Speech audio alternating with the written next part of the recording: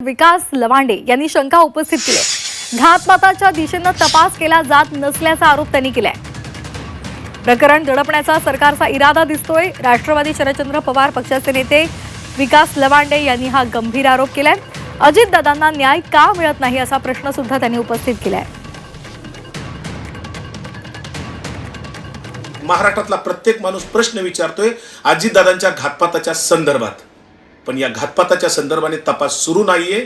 जो काही तपास केला जातोय किंवा चालू आहे तो आहे अपघाताच्या दिशेने चालू आहे, पण घातपाताच्या दिशेने गुन्हेगारीच्या दृष्टिकोनातून तपास सुरू नाही। इतके पुरावे देऊन सुद्धा जर अजितदादासारख्या इतक्या मोठ्या नेत्यालाच न्याय मिळणार नसेल, ज्या नेत्याने आयुष्यभर आपल्या लोकांना न्याय मिळवून देण्यासाठी काम केलं, लोकांसाठी आयुष्य घालवलं, त्या अजितदादांना न्याय मागावा लागतोय। साधा FIR सुद्धा दाखल करून घेतला जात नाही।